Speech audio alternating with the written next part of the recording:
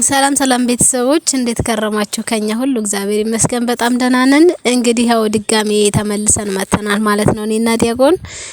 ዛሬ ደግሞ ይጀላችሁ የመጣሁት አሁንም ያው እንግዲህ ከአብይ ጾም አልወጣንም። ምክንያቱም የአብይ ጾምን ፈጽመን ለብርሃነ ትንሣኤው እስከምንደርስ ድረስ ያው ስለ አብይ ጾም ወይም ስለ ጾመ ኢየሱስ ስናወራ ነው የምንቆየው ማለት ነው። እንግዲህ ዛሬ ዲያቆንን ልጠይቀው ያሰብኩት ጥያቄ የአብይ ጾም አምስተኛው ሳምንት ወይም ደብረ ዘይት የምንለው ሳምንት ስለ ኢየሱስ ክርስቶስ ምጽአት የሚወሳበት ሳምንት ነውና እስኪ ስለ ኢየሱስ ክርስቶስ ምጽአት ቤተክርስቲያናችን ምን ታወሳለች? ምንስ ትናገራለች? እንግዲህ የአብይን ጾም እየጾምን ሁሉንም የነገረ ክርስቶስን በየሳምንት እየከፋፈለች በየመሰለች በምሳሌ ነገረ ክርስቶስን ታስተምረናለችና አምስተኛው ሳምንት ደግሞ ስለ ነገረ ምጽአቱ ነው። ስለዚህ እስኪ ቤተክርስቲያናችን ምን አስተምራለች ስለ ነገረ ምጽአት የሚለውን ለኔም ለእናንተም ለቤተሰቦቻችንም ዲያቆን ያብራራልናል ማለት ነው። አብራችሁን ቆዩ እንግዲህ ቤተሰቦች። እሺ እግዚአብሔር ይስጥልኝ ሳምሪ። በድጋሚ ቤተሰቦቻችን እንደምን ሰነበታችሁ? እንደምን ከረማችሁ? እግዚአብሔር ይመስገን ደህና ነን። እንግዲህ ያው ሰሞኑን ሳምሪም ስትለው እንደነበረው ያው አብይ ጾም ውስጥ ስለሆነ ያለነው ስለ አብይ ጾም አንዳንድ ነገሮችን እንበልበላይ ነው ማለት ነው የመጣነውና ዛሬ ደግሞ እንግዲህ አምስተኛው ወይም ደግሞ የዚህ የጾማችን የጾመ ኢየሱስ ማካፈያ ግማሹ ላይ ስንደርስ ያለው ሳምንት ደብረ ዘይት በመባል ይጠራል በቤተክርስቲያናችንና ደብረ ዘይትን ምንነት እንግዲህ በዚህ ሳምንት ስለ ክርስቶስ አምላካችን ነገረ ምጽአቱ የሚነገርበት የሚወሳበት ሳምንት ነውና ስለዛ ክርስቶስ መቼ እንዴትና የት ሊመጣ ይችላል የሚሉ ሐሳቦች ይነሳሉ። እንግዲህ ይሄ ሁሉ ልፋታችን የሁሉ ድክመታችን መጾማችን መጸለያችን መስገድ መመጽወታችን ይሄ ሁሉ የምናደርገው ነገር በነገራችን ላይ ክርስቲያኖች ኋላ ክርስቶስ አምላካችን ወደዚህ ምድር ሲመጣ ዳግም ሲመጣ ማለት ነው ዋጋ እንዲከፍለን ነው ለሌላ ለምንም አይደለምና ያ ከሆነ ደግሞ ክርስቶስ መቼ የትና እንዴት ሊመጣ ይችላል? ይሄን ጥያቄ እኔና እናንተ አይደለንም የምንጠይቀው። ከአሁን በፊት ሐዋርያቶቹ ደቀ መዛሙርቱ ጠይቀውታል። የማቴዎስ ወንጌል ምዕራፍ 24ን ስንመለከት ክርስቶስ ኢየሱስ ከመቅደስ ወጥቶ ሲያልፍ ተከተሉት ነው የሚለውና ከዛ በኋላ እነዛ ደቀ መዛሙርት ተከተሉና ተመለከታለህ ይሄን ሁሉ ህንጻ ይሄን ሁሉ ግንብ እያሉ ይናገሩታልና እንደዛ እያሉ ሲናገሩት በዛ ሰዓት ክርስቶስ ኢየሱስ ይሄን ሁሉ ታያላችሁ እውነት እላችኋለሁ ድንጋይ በድንጋይ ላይ በዚህ ሳይፈርስ አይቀርም ይላቸዋልና ማቴዎስ ወንጌል ምዕራፍ 24ን ሙሉን ብንመለከተው ክርስቲያኖች ስለ ነገረ ምጽአቱ ስለ ክርስቶስ ኢየሱስ ምጽአት የሚያወሳ የመጽሐፍ ቅዱስ ክፍል ነው። የማቴዎስ ወንጌል ምዕራፍ 24 ከቁጥር 3 ላይ እንደዚህ ይላል። እርሱም በደብረ ዘይት ተቀምጦ ሳለ ደቀ መዛሙርቱ ለብቻቸው ወደ እርሱ ቀርበው ንገረን፣ ይህ መች ሊሆን ይችላል? የመምጣትና የዓለም መጨረሻ ምልክቱስ ምንድነው አሉት። በዚህ ሰዓት ክርስቶስ ኢየሱስ እርሱ መልሶ እንዲህ አላቸው ይላል። ማንም እንዳስታችሁ ተጠንቀቁ፣ ብዙዎች እኔ ክርስቶስ ነኝ እያሉ በስሜ ይመጣሉ ብዙዎችንም ያስታሉ ይላል። ምን አለ? ክርስቲያኖች ብዙዎች በስሜ እኔ ክርስቶስ ነኝ እያሉ ይመጣሉ ብዙዎችንም ያስታሉ። ጦርንም የጦርነትንም ወሬ ተሰሙ ዘንድ አላችሁ። ይህ ሊሆን ግድ ነውና ተጠበቁ፣ አትደንግጡ። ዳሩ ግን መጨረሻው ገና ነው ይላል። እውነት ለመናገር ምናልባት አሁን ነገረ ምጽአቱ ቀርቦ ይሆን? በጣም አስቸጋሪና አስጨናቂ የሆኑ ጊዜያቶችን እያሳለፍን ነው የምንገኘው። ዳሩ ግን መጨረሻው ገና ነውና አትደንግጡ ነው የሚለው ክርስቶስ አምላካችን።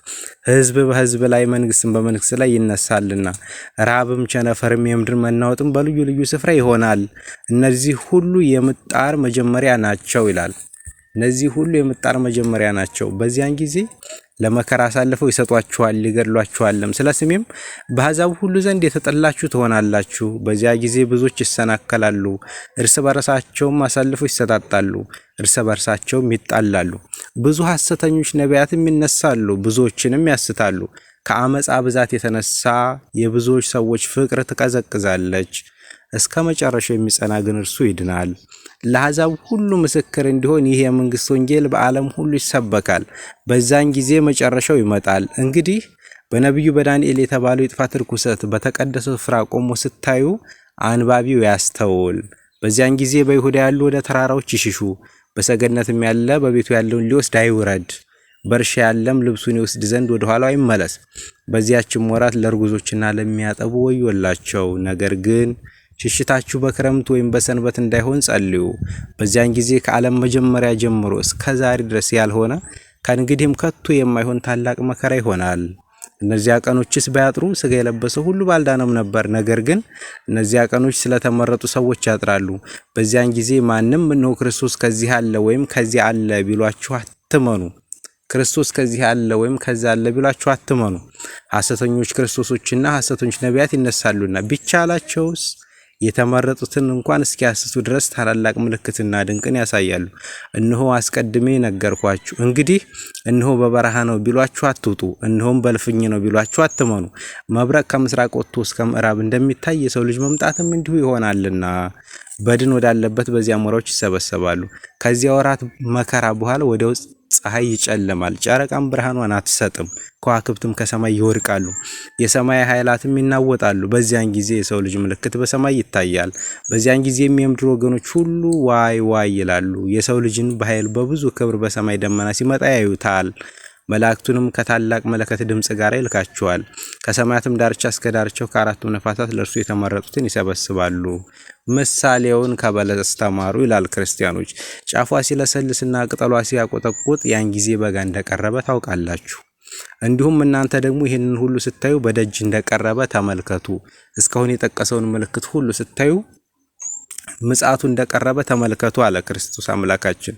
እውነት እላችኋለሁ ይህ ሁሉ እስኪሆን ድረስ ይህ ትውልድ አያልፍም። ሰማይና ምድር ያልፋሉ፣ ቃሌ ግን አያልፍም።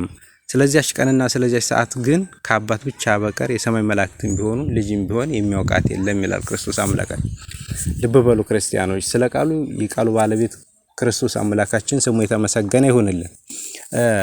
እንግዲህ ይህንን ስንመለከት ይህንን የመጽሐፍ ቅዱስ ክፍል እንዳለ ሁሉንም ስንመለከተው ክርስቶስ አምላካችን መቼ፣ እንዴት፣ የት ሊመጣ እንደሚችል በግልጽ የተቀመጠበት የመጽሐፍ ቅዱስ ክፍል ነው። ክርስቶስ የሚመጣበት ቀን በዚህ ዓመተ ምህረት በዚህ ሰዓት እንደዚህ ነው ተብሎ ሊጠቀስና ሊነገር አይችልም። ያችን ቀን የሰማይ መላእክትም ቢሆኑ ሊያውቋት አይችሉም ነው የሚለው አምላካችን። ክርስቲያኖች ማወቅ ያለብን ነገር ግን ክርስቶስ ኢየሱስ አምላካችን ሊመጣ ሲል ቀድመው የሚታዩ ምልክቶች አሉ። እነዚያን ምልክቶች በግልጽ አስቀምጦልናል። ጦርነትን ትሰማላችሁ፣ የጦርነትን ወሬ፣ ህዝብ በህዝብ ላይ፣ መንግስት በመንግስት ላይ እርስ በርስ ከአመጻ ብዛት የተነሳ ፍቅር ከብዙዎች ትጠፋለች። ይሄ ሁሉ ይታያል። ይሄ ሁሉ ሲሆን ግን የምጽአር ጅማሮ ነው፣ ፍጻሜው ገና ነውና አይዟችሁ አትደንግጡ፣ ነገር ግን ተጠንቀቁ ነው የሚለው ክርስቲያኖች። ክርስቶስ ኢየሱስ አምላካችን ወደዚህ ምድር ሊመጣ ሲል የሚታዩ ምልክቶችን ደቀ መዛሙርቱን ሰብስቦ በደብረ ዘይት ተራራ ላይ የተናገረው ትምህርት ወይም ያስተማራቸው ትምህርት ነው። ሙሉ የማቴዎስ ወንጌል ምዕራፍ 24ን ስናነብ የምንመለከተው እሱን ነው። ክርስቶስ አምላካችን ወደዚህ ምድር ሊመጣ ሲል የሚታዩ ምልክቶችን ማለት ነውና ከአብይ ጾም 5ኛው ሳምንትም ይሄ ስያሜ ተሰጥቶት ቅድስት ቤተክርስቲያናችን በብዛት ስለ ክርስቶስ ነገረ ምጽአት የምታስተምርበት ሳምንት ነው ማለት ነውና ክርስቶስ አምላካችን ክርስቲያኖች ይመጣል ወደዚህ ምድር። ጻድቃንን በቀኙ ኃጥአንን በግሯ አድርጎ ለእያንዳንዱ ፍርድ ሊሰጥ ይመጣል። ለዛ ሁሉ ግን እኛ ተዘጋጅተን መጠበቅ ይኖርብናል ክርስቲያኖች። ዛሬ የምንመለከተው ነገር፣ የምናየው አስጨናቂ የሆነው ነገር ሁሉ በዚህ በቅዱስ መጽሐፍ ሰፍሮ ያለ ነው። ግድ ነዋ። ሰማይ ወምድር ያልፎ ቃል ይያልፍ ያለ አምላክ ነው። ሰማይና ምድር ያልፋል፣ የክርስቶስ ቃል ግን አያልፍም። ምክንያቱም መጽሐፍ ላይ የተጻፈ ክርስቶስ ራሱ ለደቀ መዛሙርቱ በደቀ መዛሙርቱ በኩል ያስተማረው የተናገረው ኃይለ ቃል ነውና ይህ ቃል ይፈጸም ዘንድ ግድ ነው። በነገራችን በጣም አስጨናቂ የሚባል ጊዜ ይመጣል፣ ከዚህ የከፋ ክርስቶስ ሊመጣ ሲል ማለት ነው። ምናልባት አሁን ዳሩ ላይ የደረስን ይመስላል ስንመለከተው ያለውን ነገር ሁሉ ዙሪያውን ስንቃኘው ክርስቶስ የተናገራቸው እነዚህ የምጽአቱ ምልክቶች ሲታዩ እንደዚህ ስንመለከታቸው እውነትም ክርስቶስ ሊመጣ የተናገራቸው ምልክቶች እየታዩ ይመስላል። እርስ በርሱ ጦርነት፣ እርስ በርሱ ህዝብ በህዝብ ላይ ፍቅር የለም፣ ወንድም በወንድሙ ላይ በቃ እንዳለ የምናየው ነገር ሁሉ የማቴዎስ 24 ላይ የተነገሩ የተዘረዘሩት ነገሮች ናቸውና እነዚህ ምልክቶች ስናይ ግን አንባቢው ያስተውል ነው የሚለው። በተቀደሰው ስፍራ የጥፋት ርኩሰት ሲፈጸም አንባቢው ያስተውል። ያን ጊዜ ተጠንቀቁ። ምሳሌዋን ከበለስ ተማሩ። በለስ በበጋ ሰዓት ጫፏ ያቆጠቁጣል፣ ትለመልማለች። ያን ጊዜ በጋ እንደደረሰ ታውቃላችሁ። ንፋስም ከየት መጥቶ ዛፉን ሲያወዛውዘው እንመለከታለን፣ ከየት እንደመጣ ግን አናውቅም። ልክ የሰው ልጅ መምጣትም ልክ መብረቅ ከምስራቅ ተነስቶ ምዕራብ ላይ እንደሚታየው ሰው ልጅ መምጣትም እንደዚህ ባይን ጥቅሻ ነው የሚመጣውና በኩለ ሌሊት ሊሆን ይችላል፣ በቀን ሊሆን ይችላል። ነገር ግን ያችን ሰዓት ማንም ሊያውቃት ስለማይችል ተጠንቀቁ። ተዘጋጅተን ልንጠብቅ ነው የሚገባው። የምናያቸው ምልክቶች፣ የምናያቸው ብዙ ነገሮች ያንን ነገር የሚያስታውሱ ናቸውና ልንጠነቀቅ ይገባል ማለት ነው። ዛሬ ቤተክርስቲያናችን 365 ቀን ታስተምራለች። መንግስተ ሰማያት ቀርባለችና ንስሐ ግቡ እያለች ታስተምረናለች። መንግስተ ሰማያት ቀርባለች ማለት የክርስቶስ ነገረ ምጽአቱ ቀርቧል። መንግስተ ሰማያት ማለት መቼስ የሰው ልጅ ከክርስቶስ ምጽአት በኋላ ወርሷት የሚኖር ዓለም ማለት ነውና ያቺ ዓለም ቀርባለች፣ ንስሐ ግቡ፣ ተዘጋጅታችሁ ጠብቁ ይባላል። ስለዚህ ተዘጋጅተን ልንጠብቅ ይገባል። ክርስቲያኖች ልንዘጋጅ ይገባል። ሰው ባለቤት አለ ክርስቶስ አምላካችን ሌባ በምን ሰዓት እንደሚመጣ ቢያውቅ ኖሮ ባለቤት ተግቶ ቤቱን ይጠብቅ ነበር ብሎ ይናገራልና ስለዚህ ሌባ በምን ሰዓት እንደሚመጣ ስለማያውቅ ያ ሰው ቤቱን ተግቶ አይጠብቅም። በተኛበት መጥቶ ሌባ ይዘርፋል። ልክ የክርስቶስ ምጽአትም ልክ እንደዚያ ነው። በምን ሰዓት እንደምመጣ ስለማታውቁ ተዘጋጅታችሁ ጠብቁኝ ነው የሚለው አምላካችን። ስለዚህ ክርስቲያኖች ተዘጋጅተን ልንጠብቀው ይገባል። ሁል ጊዜ ተዘጋጀን ሆነን ልንጠብቀው ይገባል ማለት ነውና በዚህ ሳምንት በደብረ ዘይት ሳምንት እንግዲህ አብይ ጾም ግማሹ ላይ ደርሰናል ማለት ነው። አምላካችን ጾሙን በሰላም ያስፈጽመን። የክርስቶስ የአምላካችን ነገረ ምጽአት የሚሰበክበት ነው። ሁላችን ንስሐ ገብተን ተዘጋጅተን የአምላካችንን ምጽአት በተስፋ እንድንጠብቅ በእግዚአብሔር ስም አሳስባለሁ ማለት ነው። እዚህ ላይ ይበቃኛል። እግዚአብሔር ይስጥልኝ። አሚን። ዲያቆን ቃልዩትን ቃለ በረከትን ያሰማልን። ቤተሰቦች እንግዲህ ነገረ ምጽአቱ ምን እንደሚመስል የኢየሱስ ክርስቶስ ዳግም ወደዚህ ዓለም የመምጣት መጽሐፍ ቅዱስን ምክንያት እያደረገ አስረድቶናል ማለት ነው። እንግዲህ ቤተሰቦች የኛ የመማራችን ቁም ነገር በዳግም ምጽአቱ ሲመጣ በቀኝ ቆመን በቀኙ ልጆቼ እንዲለን ነውና ዋናው አላማችን በግራ ከቆመው በኩል ከወንጀለኞቹ በኩል ተሰልፈን እንዳያገኘን አምላካችን ኢየሱስ ክርስቶስ ሁላችንም እንግዲህ ክርስቲያን ጥንቁቅ ነው፣ ዝግጁ ነው። ታጥነን ንስሐ ገብተን የአምላካችን ኢየሱስ ክርስቶስን መምጣት በፍርሃት ሳይሆን አባቴ መጣልኝ፣ አባቴ ከቀኙ ሊያቆመኝ ነው እያልን በደስታ የምንጠብቀው ምጽአት እንዲሆንልን አምላካችን ቸር ፍቃዱ ይሁንልን። እንግዲህ ጾሙን ስንጾም ምጽአቱን እያሰብን ዳግም እንደሚመጣ ዳግም እንደሚጎበኘን ስራችንን ሁሉ ለፍርድ እንደሚያቆምብን ይሄንን እያሰብን እንድንጾም እላለሁ።